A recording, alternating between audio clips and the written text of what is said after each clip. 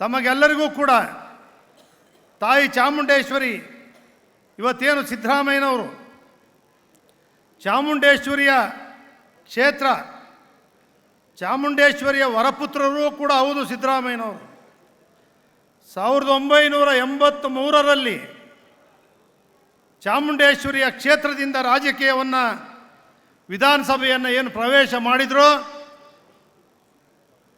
ಅಂದಿನಿಂದ ಇಂದಿನವರೆಗೆ ತಾಯಿಯ ಆಶೀರ್ವಾದದಿಂದ ಕನ್ನಡ ಕಾವಲು ಸಮಿತಿಯಿಂದ ಹಿಡಿದು ಮಂತ್ರಿಗಳಾಗಿ, 2 ಬಾರಿ ಉಪಮುಖ್ಯಮಂತ್ರಿಗಳಾಗಿ, 15 ಬಾರಿ ಬಡ್ಜೆಟನ್ನು ಮಂಡಿಸಿ, 2 ಬಾರಿ ವಿರೋಧ ಪಕ್ಷದ ನಾಯಕರಾಗಿ, 2 ಬಾರಿ ಮುಖ್ಯಮಂತ್ರಿಗಳಾಗಿದ್ದಾರೆ ಅಂತ ಹೇಳಿದ್ರೆ ಚಾಮುಂಡೇಶ್ವರಿ ಆಶೀರ್ವಾದ, ರಾಜ್ಯದ ಜನರ ಆಶೀರ್ವಾದದಿಂದ ಅವರಿಗೆ ತಾಯಿ ಯಾವಾಗಲೂ ಕೂಡ ಎಂಥದೇ ಸಂದರ್ಭ ಬಂದಾಗಲೂ ಕೂಡ ಅವರು ಅದರಿಂದ ಇನ್ನೂ ಹೆಚ್ಚಿನ ಶಕ್ತಿ ಅವರಿಗೆ ಬಂದಿದೆ.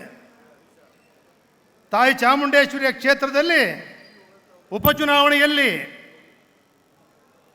ಕುಮಾರಸ್ವಾಮಿ ಅವರು ಮುಖ್ಯಮಂತ್ರಿಗಳು ನಮ್ಮ ಪಕ್ಷ, ಯಡಿಯೂರಪ್ಪನವರು ಉಪಮುಖ್ಯಮಂತ್ರಿಗಳು BJP ಪಕ್ಷ, ನಾವು ಇಬ್ಬರೂ ಸೇರಿ ಸೋಲಿಸಲೇಬೇಕು ಅಂತ ಭಾರಿ ಹೋರಾಟ ಮಾಡಿದ್ವಿ. ಸರ್ಕಾರ ಇತ್ತು, ಆದರೆ ಗೆದ್ದರು.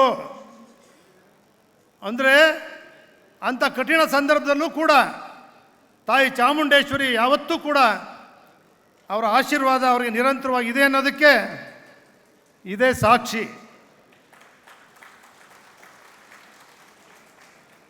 ಇವತ್ತು ಉಪಮುಖ್ಯಮಂತ್ರಿಗಳಾಗಿ DK ಶಿವಕುಮಾರ್ ಅವರು ಬಂದಿದ್ದಾರೆ, ಕಾಂಗ್ರೆಸ್ ಪಕ್ಷದ ಅಧ್ಯಕ್ಷರಾಗಿದ್ದಾರೆ. ಅವರನ್ನು ಮರೆಯುವಂಗೆ ಇಲ್ಲ ನಾನು. ಯಾಕೆಂದರೆ ನಾನು ಯಾವತ್ತೂ ಕೂಡ ಒಂದು ಸಣ್ಣ ಸಹಾಯ ಮಾಡೋರು ಕೂಡ ನೆನೆಸ್ತೀನಿ. SM ಕೃಷ್ಣ ಅವರು ಮುಖ್ಯಮಂತ್ರಿಗಳಾಗಿದ್ದಾಗ ಅವರು ಸಹಕಾರ ಮಂತ್ರಿ ಇದ್ದರು.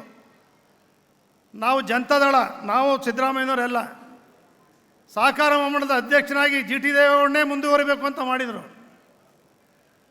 ಅಷ್ಟೇ ಅಲ್ಲ, ಸಿದ್ದರಾಮಯ್ಯ SM ಕೃಷ್ಣ ಅವ್ರ ಜೊತೆ ಯಾವ ರೀತಿ ಮುಖ್ಯಮಂತ್ರಿಗಳಾಗಲಿ ಹೋರಾಟ ಮಾಡಿದ್ರು, ಸಿದ್ದರಾಮಯ್ಯನವರ ಜೊತೆಯಲ್ಲಿ ಜೋಡೆತ್ತಾಗಿ ಕಾಂಗ್ರೆಸ್ಸಲ್ಲಿ 136 ಸ್ಥಾನವನ್ನು ಗೆಲ್ಲಿಸಲಿಕ್ಕೆ DK ಶಿವಕುಮಾರ್ ಅವರು ಕೂಡ ಒಂದು ಹೋರಾಟವನ್ನು ಕೊಟ್ಟಿರ್ತಕ್ಕಂಥದ್ದು ಕೂಡ ಒಂದು ದಾಖಲೆ.